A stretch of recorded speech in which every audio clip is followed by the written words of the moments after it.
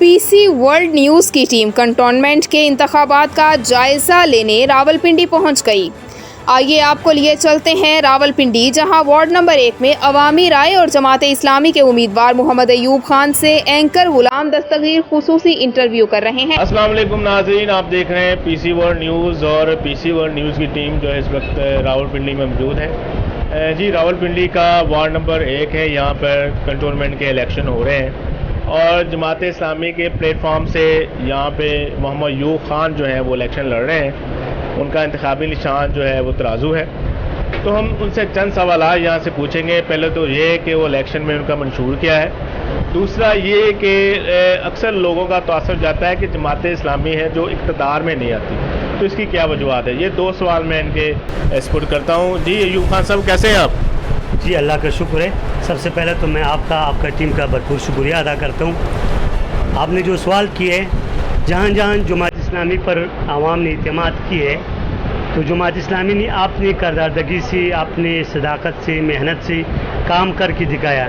जब कराची का ऊपर वहाँ जमात इस्लामी के ऊपर लोगों ने इत्मीनान किया तो कराची रोशनियों का शहर था, लेकिन आज कराची कचरे का ढेर बना हुआ है। इस तरह खैबर पख्तूनख्वा की MMA के दौर में जमात इस्लामी ने वहाँ बहुत ज़्यादा काम किया है। फिर जो 2013 में इलेक्शन हुआ था, वहाँ कोलिशन गवर्नमेंट में जमात इस्लामी की 3 वज़रा था और उन्होंने पख्तूनख्वा को और पेशावर को पुलों का शहर बना दिए। लेकिन बदकिस्मती से आज अगर जमात इस्लामी वहाँ नहीं है तो जो पेशावर दोबारा कंडर बन गए। इसलिए हम आवाम से अपील करते हैं कि ये 73 साल से आप जो जागीरदार, सरमाएदार और ये करप्ट टोले के ऊपर इत्मीनान करते हैं और इसी तरह इस मुल्क का हालात रोज़ बरोज़ बदतर हो रहा है, लिहाजा लोगों के पास आप कोई हाल नहीं है जमात इस्लामी के अलावा आप जमात इस्लामी का ऊपर इत्मीनान करी।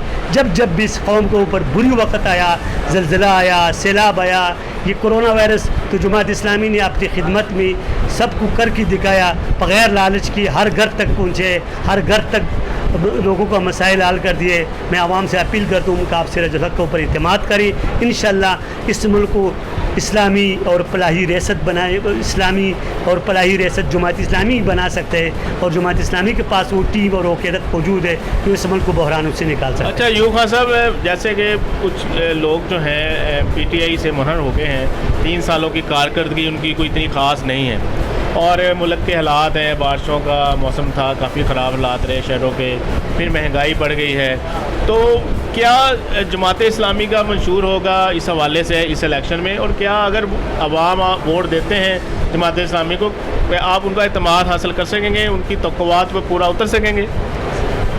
ये जमात इस्लामी का रिकॉर्ड है कि जहाँ जहाँ भी जमात इस्लामी का मौका मिले तो जमात इस्लामी ने ऊपर लोगों ने जब इत्मीनान किया तो जमात इस्लामी उस इत्मीनान पर पूरा उतरे।